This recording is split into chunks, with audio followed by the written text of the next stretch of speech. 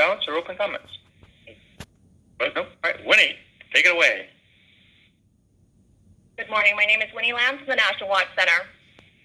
In addition to continued monitoring of COVID-19, the National Watch Center is monitoring fire activity in Arizona, heavy rain and flash flooding in Texas and Louisiana, and tropical activity in Atlantic and the Pacific.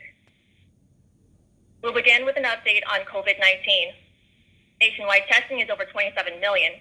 And looking at Lifeline impacts, Arizona is reporting a 94% increase in positive cases in the week ending June 21st. Florida's new public health advisory aims to increase mitigation measures, with 20 million masks being distributed statewide, along with increased inspections conducted to ensure businesses are adhering to guidance. For California, Michigan, and New York, each state will share allocation of donated PPEs from Jordan, which includes face masks, coveralls, and goggles. We'll now turn to our FEMA LNO to the National Hurricane Center for a look at the tropics. Tiffany, your first slide is up.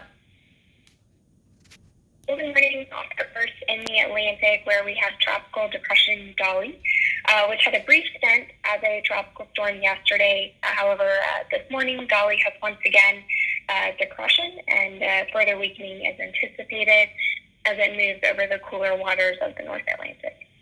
Next, in the Pacific, which continues to have a number of disturbances, two of which have a high chance for formation, one just off the southwest Mexican coast, and then the other is over the open ocean, about halfway between Mexico and Hawaii. We'll continue to monitor this system as it has become a little better organized overnight, and if that trend continues, it could become a tropical depression later today. Or this evening. In terms of the track, the system is moving generally westward, and on that current heading could reach that 140 line by this weekend. Pending any questions, this completes my portion of the brief. Thank you, Tiffany. We'll now turn to our NOAA LNO to FEMA for a look at the national weather. Steve, your first slide is up. We've isolated severe thunderstorms this morning across southeast Louisiana and southern Mississippi. They have the threat for damaging winds and a tornado or two. This threat will wane in the next few hours. Later in the day, severe thunderstorms with damaging winds will be possible in the southeast, central and southern high plains and northern Rockies. Tomorrow into Friday, there will be a scattered threat of severe storms from the Midwest to the upper Great Lakes. Storms could again contain damaging winds, large hail, and isolated tornadoes. Heavy rain and local flooding is possible along the Texas and Louisiana Gulf Coast today, including the Houston metro area.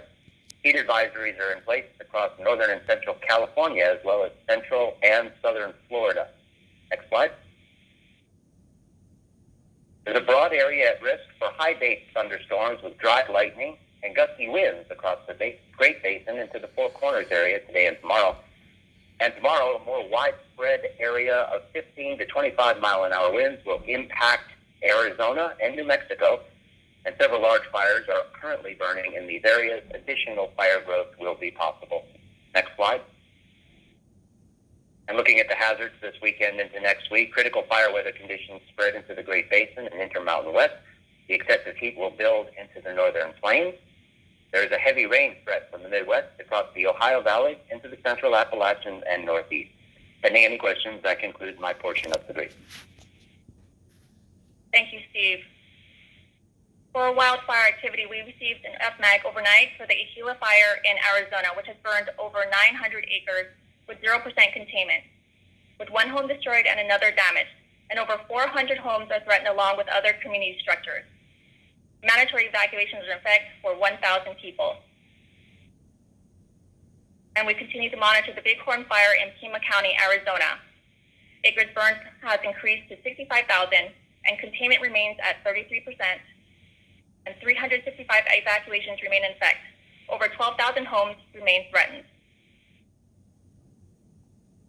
Joint preliminary damage assessments are ongoing in Louisiana, Minnesota, and Mississippi, and Pennsylvania is scheduled to begin tomorrow. We continue to show 11 disaster requests in process. And for the FEMA Common Operating Picture, there have been no changes to activation levels. We have 26 joint field offices supporting 202 disaster declarations. and 36% of the incident management workforce remains available, with 5,715 deployed, and 8 cadres below 25% availability. And pending any questions, this concludes my portion of today's briefing. Well done, Winnie. Thank you very much. We're going to go to program liaison brief, starting with response. Nothing to add from response. Thank you, sir. Field operations. No additional operational information. Thanks. Thank you, sir. Logistics. Good morning. 4 flights, 150,000 gallons, and 2 flights tomorrow. Thank you. Thank you, ma'am. Recovery. Nothing today from recovery. Thank you, sir.